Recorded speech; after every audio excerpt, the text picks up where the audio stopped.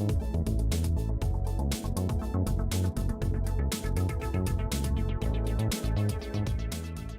everyone, my name is Miles McCrocklin. I'm a member of Blue Nose Analytics, and today I'm going to be talking about designing coordinated visualizations. So this talk is going to cover three main things. What is an interactive data visualization? And then we're going to think of some best practices for coordinated visualization design, and then go over cross-filter and dc.js so you can build coordinated visualizations in the browser. So before we can talk about what interactive data visualization is, we kind of need some context around what data visualization itself is. Now, if you look it up online, you're going to get a very jargon-filled definition, but chances are you already have some kind of understanding of what data visualization is. Maybe to you, it's about the art of building beautiful works of art with data. Or maybe it's a little bit more than that. It's about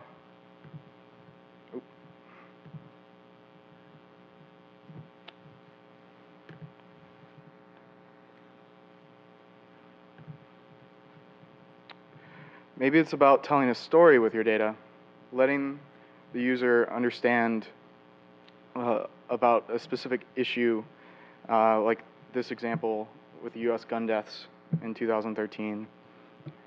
I really like this example because it allows the user to ask questions of the data, figure out what the difference is between age groups, and look at things that matter to them, all the way down to actually clicking onto one of these things.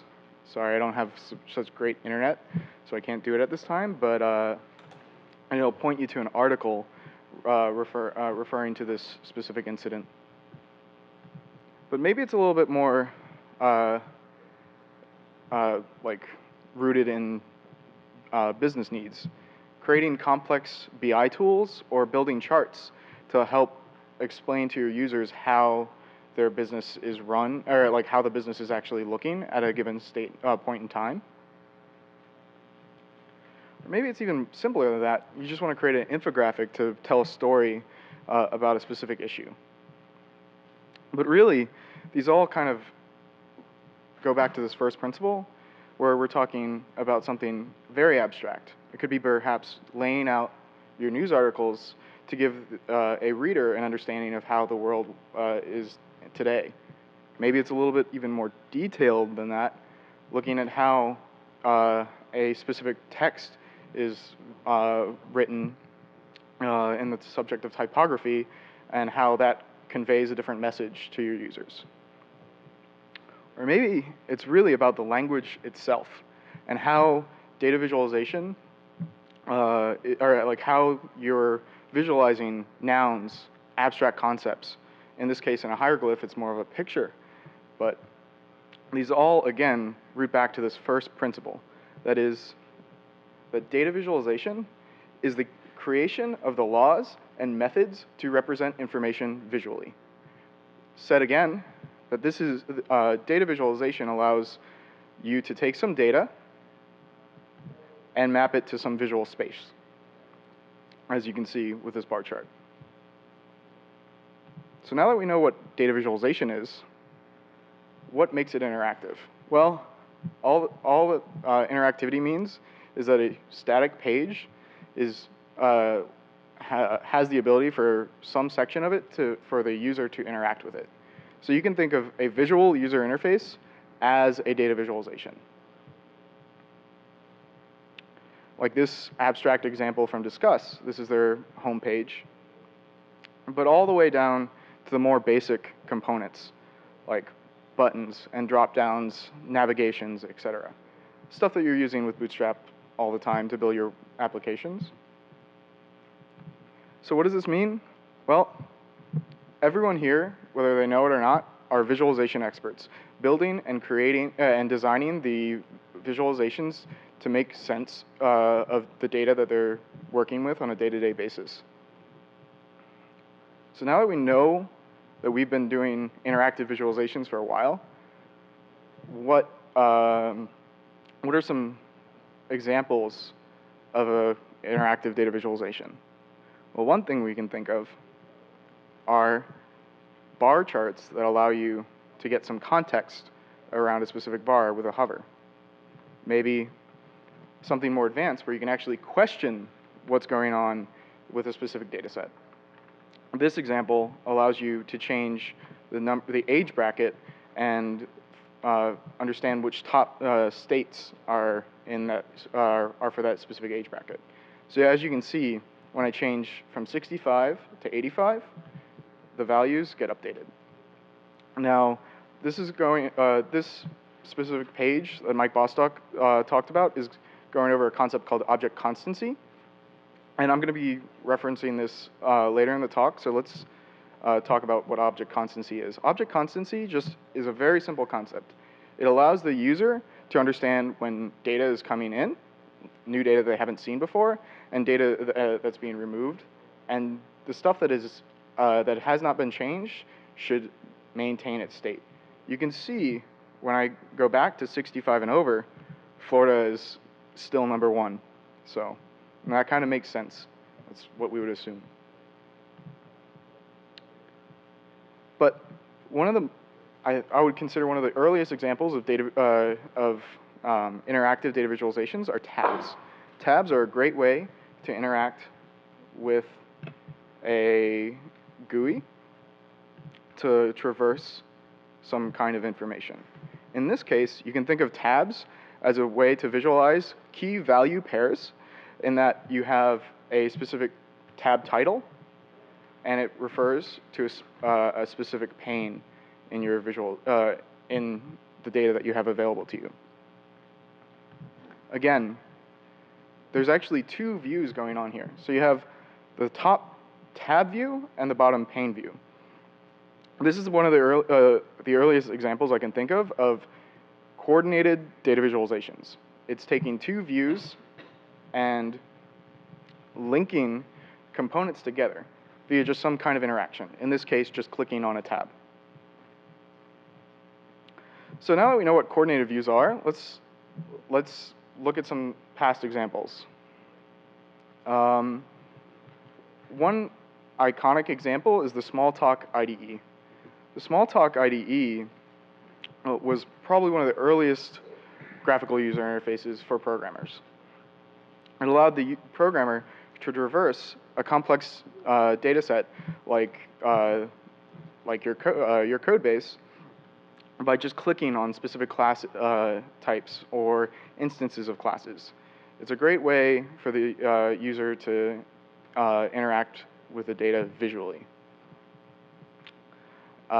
Said again, this is really old. This is something that's been done for a very long time, and I'd like to also point out that you can see some charts in the back. We've been doing data visualization, even in the modern concept, for a very long time as well. We're just putting a lot of this usability into the browser now.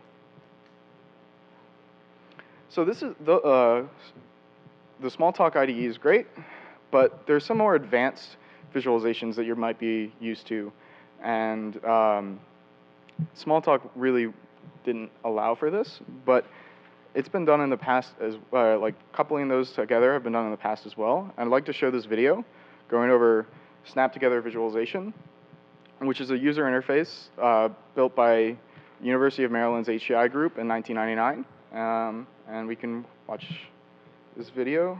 Multiple views can provide a more comprehensive picture.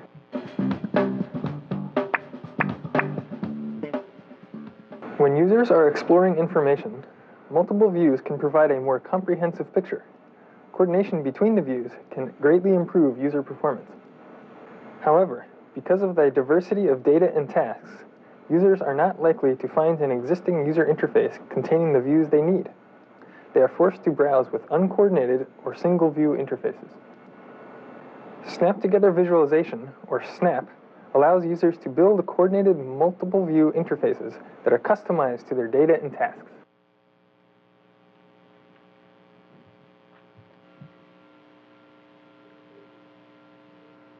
I coordinate the tree map to the outliner so that selecting in the tree map also selects in the outliner. I notice several big QuickTime files consuming disk space. Selecting the suspicious directory highlights it in the outliner, and in turn displays the details in the grid. Selecting in the outliner also highlights in the tree map. Users can take advantage of the strengths of different visualizations. If other views are needed, such as timelines or scatter plots, users can simply snap them in. So this is great, but let's look at some stuff that is being done today. Square released Square Analytics a year ago, which allowed users to make sense of the transactions that are going through their business on a day-to-day basis. Now, if you take a look at what it's actually implemented on top of, cross-filter, which we're going to be going into later, it really allows for this fluid interaction so that the user can explore their data set and make questions on the data around them. As you can see here, the arrival delay in minutes correlates is typically happening at later times of the day, which does validate an assumption that we would have. But that's not just the only example. We could take a look at Trulia's house hunting all day, every day, which goes over a great view of like how traffic is flowing through their website. And you can see at a very top level that all of the traffic happens pretty much during the waking hours. Makes sense. But you can ask questions of this data by looking specifically at mobile. And as you can see, mobile use spikes on the weekends and after work. And you can also take a look at computer use, and you can really tell that Monday is a day that no one's really doing any work. As you can see, from 10 to 4, all their use spikes.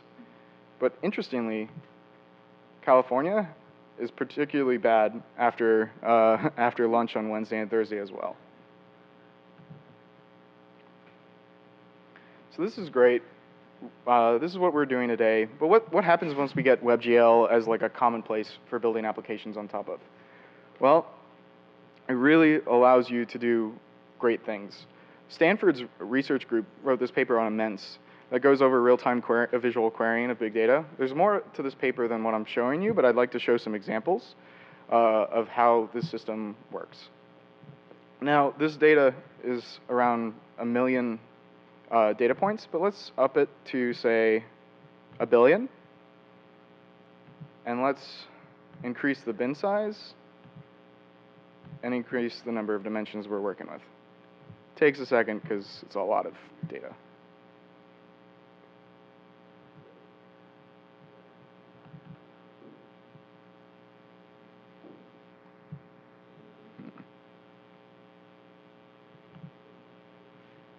Well, let's just interact with it right now. And as you can see, you can query this data set almost instantaneously. You're allowing the user to interact and make sense of how the specific information is coupled together. It's a great way for statisticians to understand correlations and things like that. Oops. Just to show that it's not coupled with some kind of specific implementation, you can also build other visualizations like this one. So now that we know what coordinated visualizations are, let's talk about designing them and some best practices around designing coordinated visualizations. First thing I'd like to make sure that you understand is that you really should showcase the underlying structure when you're looking at a specific point in your data set. So let's take a look at this very basic example data set. You're a professor, and you really want to get some context on how your students are doing. But when you want to specifically look at how the letter grades are doing, you want to make sure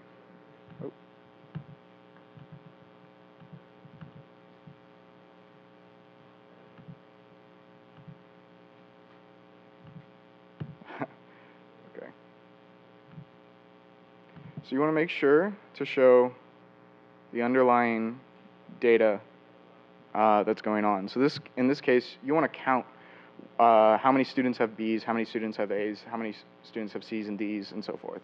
Don't just give a user the ability to say, here, look at A, here, look at B. Show how those values are related in the data. The next thing is, if you're going to build a lens, you should build this lens leveraging proven components. Proven components are bars, lines, area charts, maps, even tables and lists. And the reason that you should do this, Edward Tufte says it best by saying you should borrow strength from demonstrated excellence. The idea for information design is don't get it original, get it right. Another best practice to do is determine really what the amount of information you have is to really see if you can actually build an interactivity to query this data. That is, if you're dealing with petabytes of data, right now you're going to probably have to run some batch process on Hadoop, or maybe use some other complicated backend that's would require a lot of caching. So I really wouldn't recommend trying to build this for that kind of data set quite yet. But if you're required to just interact with the backend, you should understand that that's going to be having high latency since it's over the wire. What does this mean? Well, this means that the interactions that you're going to be building in to your user interface should be heavier. That is, a right click versus a single click, versus a left click, or a click versus a hover or a brush. However, if your use case is for a small data set, which is kind of arbitrary depending on your user base, you can do this easily by sending it to the browser, giving you low latency, allowing the user to hover over records and so forth. Now, if you have data, you have this data set, you need to determine what dimensions to interact with. And really, if you're only dealing with 5 or so different columns, give your user all of them. If you don't, then they'll feel like they're crippled when they're doing an analysis. Like removing things from design should be purposeful. Like, for example, a lens that doesn't show any relevant information, or a lens that's really too hard to query easily.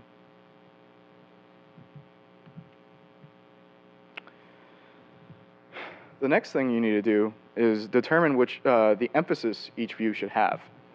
So Airbnb recently redesigned their query system that moves from this implementation to something that looks more like this. They did 2 important changes here. They really emphasized the map, because the location of where a person is staying is really important for their users. They also really emphasized the images, which allowed users to understand what this place looks like without having to go and click in. It allowed the users to really explore the data that they had available, which is inherently a lot different than the last implementation. I'd also like to reiterate, show a lot of context on that one given dimension. One critique I have of this implementation of Airbnb's design is that when a user interacts with some type of filter, in this case price, the user has no idea whether or not they're actually refining a specific search that they're doing or really exploring the data in a new way, which creates this confusion, and they really need to understand how the data looks in order to make these queries. I'd like to touch again on object constancy. Object constancy matters when designing coordinated visualizations. If you think about it, old websites like this one give the user no context as to where they were in the page and where they're going in the page after they interact with it. So ideally, if you're going to build a coordinated visualization, you should do it in a single page web app like this one, which allows, as you can see with Trulia, as I scroll over a specific section of the heat map, the bars below get change in some way, but they do not move. They do not get. They do not become get out of the view or the context for the user.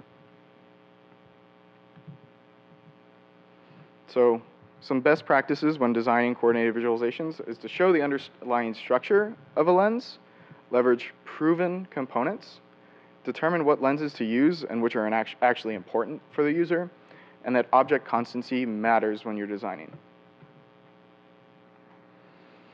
So now we're at the point where we understand some best practices to design coordinated visualizations, but how do you actually create them? Well, we're going to talk about, there's a couple ways to do it, but like Elasticsearch, creating some custom stack similar to that, caching your queries if need be, but we're going to focus on sending the data to the browser and manipulating it using cross-filter. Cross-filter allows the user to interact and filter and group their data almost instantaneously with like less than 30 millisecond queries for very large data sets, millions or so records. I need to make sure that everyone's aware, cross-filter is not a visualization library.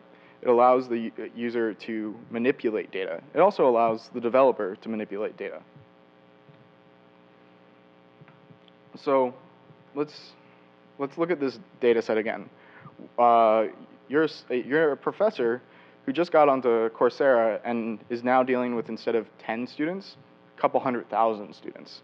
Well, you can't really make sense of a couple 100,000 students in some Excel spreadsheet or something like that without building in these custom fields and et cetera. So let's build a UI for them to understand how their students are doing. Let's let them query how they're reaching males or females in their class and look at how the A's are distributed or how the B's are distributed in their class. So to do this with cross-filter, you need to create a cross-filter object. So all you have to do is pass the cross-filter object some data, and you'll get some, and you'll instantly be able to start manipulating your data. And cross-filter also has this function that allows you to add data to the page, but I'd like to make it aware that cross-filter is slow on write and extremely fast on read by design. That is, that cross-filter is meant for these fluid interactions. Do not try to put this in a real-time system, because chances are you'll run into some performance issues really quickly. I'd also like to mention that cross-filter really works best with tidy data. Hadley Wickham has a paper on this and a video that I'd recommend you check out after this talk. But all tidy data really means is that the data is viewed by variable names and that there's no weird data. Like Daniel, for some reason, has a gender of apple, which doesn't really make sense.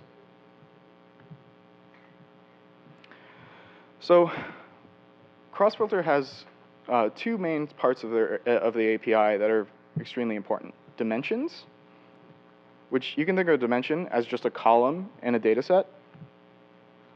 And this dimension will index on that column. So how do you do this? Well, it's very simple. Cross-filter object dot dimension, and then pass in a accessor function, which gets that specific value that you're interested in, say gender or grade. But it also, since cross-filter allows you to manipulate your data, you can create helper columns in a way, like this first letter of somebody's name by getting the first character in the name field. And just to visualize that, this is what cross-filter is doing, creating this new helper column. Dimensions are great because it indexes your data, which allows you to filter your data very easily. You can pass in just an array that for like a date range or a time range, or you can pass in a function that evaluates true or false to see, let's say, select all the odd values for grades. Maybe you want to only look at grades that have exactly the value B, so you pass in that value. Or if you want to reset a filter on a specific part of your data set, you just pass in null.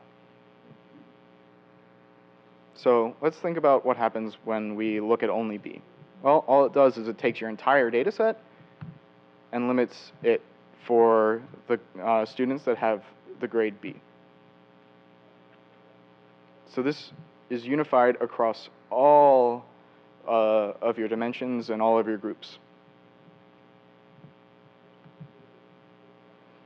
Dimensions also allow you to really get access to your raw data by using top.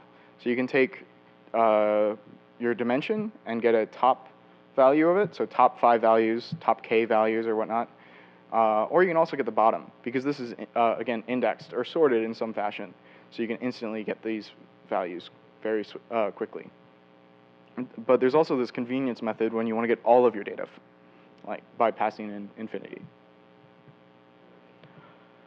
I'd like to also say that you really need to be careful about the number of dimensions you're creating, because cross-filter only really works well with, say, 32, or only works up till 32 dimensions, and really only works well with 16 or 8 dimensions. So the scalability goes down as you add more lenses on your data. Now let's look at so dimensions allowed the user to manipulate by filtering and sorting the data, but we really want to be able to group that data. That is by getting a count of something, which cross-filter does for you by default. All you have to do is create a group on a specific dimension. So you can take your gender dimension and group on it.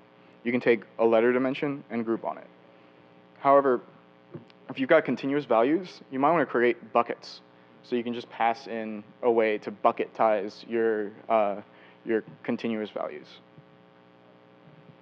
So again, grouping works by easily by counting your values. And this is very similar to MapReduce. So it can really be done to used to do a lot more than just count. But if you're not familiar with MapReduce, let's talk about it for a little bit. MapReduce is typically used in distributed computing to get to work with very large data sets in a parallel way. So that all it does is it has two functions, map and reduce. Map will emit to a specific key. In this case, you're emitting the letter grade of a specific person and some value. In this case, it's a count of 1. And the reduce function can do a lot of things. In this case, all we're doing, again, is counting the values. So we take the values.length. And to run MapReduce, you just pass in the data and your map and reduce functions, and you get some result set. So you can think of this, if you're visualizing it, as mapping and then reducing.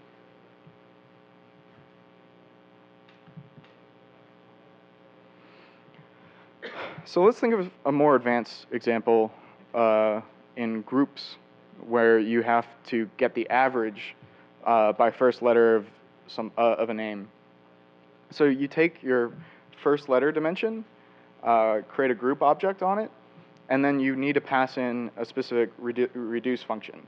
But grouping is like MapReduce, but it's not exactly like MapReduce. So it needs to initialize the values that it's going to be looking at, And it also needs to be able to add and remove values as you're dynamically filtering the system. So when you get a new value from a filter, you need to ink your count and ink your value by a specific grade. But if you're removing data, you also need to decrement a specific value, or decrement your count, and then decrement your value by the grade that item has. Make sure that you also initialize the default values, because otherwise the system won't work well. And as you can see, if you just take all the values and print them out, you're going to get the average by grade.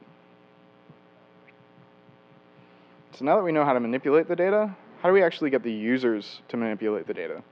Now you can tie these up to your own custom D3 visualizations if you'd like to, but I think we should talk about a library that can do this for you, dc.js. It's a great way for you to get your users to start manipulating with the complex data that they have around them. That is, the DC is a dimensional charting library, so just pass in a dimension and group that correspond well to each other, and it links all of the visual components together for you with the interactions. So pass in for a pie chart, a dimension and a group, gender, or pass in dimension and group letters, or maybe pass in or pass in the first letter and the average letter, and also be aware that you need to create an accessor function, which just does a finalize and takes your value and count and creates an average. And then just run dc.renderAll, and you have your data. It's really that simple.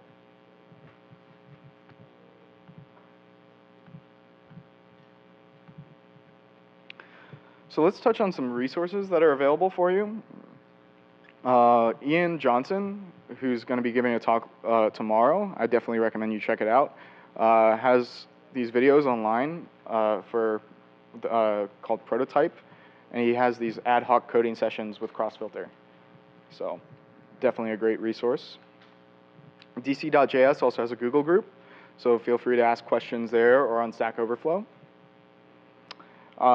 Alternatively, you can take a look at Datavore. It has less community involvement, but it's very similar in ways to Crossfilter, except it takes more of like an SQL-like approach towards querying your data. And then there's some papers. Chris Weaver has this great paper on building highly coordinated visualizations, but in Improvise, which allows the user to create to couple the visualizations themselves. And also, this is a bit more advanced when you're having dual view coordinated visualizations, which are a little bit different. So anyway, thank you.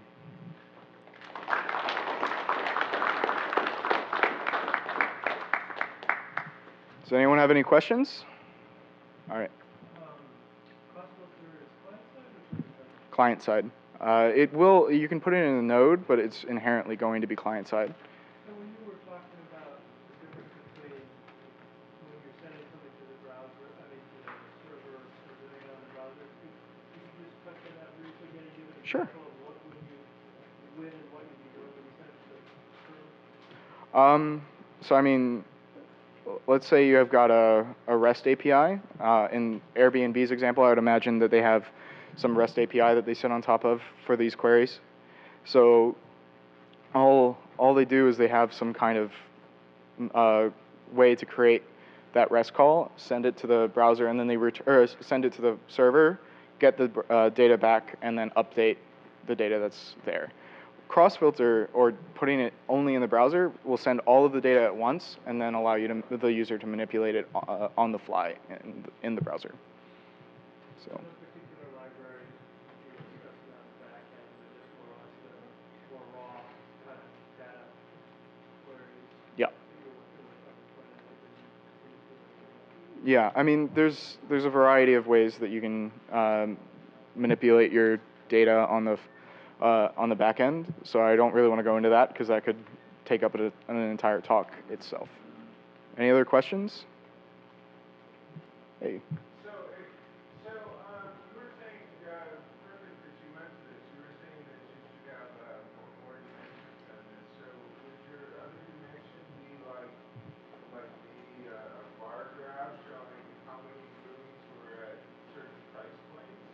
Yeah, so I mean, I personally, this is my own preference, but Airbnb probably has a lot more context on how their users want to work with the data. Would prefer to see this as a distribution per price unit, but that's my own critique. So I wouldn't necessarily say that they need any more dimensions. Moreover, that they need to show the underlying structure of each dimension. So they do a great job with the map lens, and they do a great job with the images. But they have, to me, understanding how entire place, private room and shared room is distributed is completely out of my view. So, any other questions? What are your thoughts on this? Like, do you have any comments? Like, do you have any critiques on Airbnb or maybe one of these other data sets?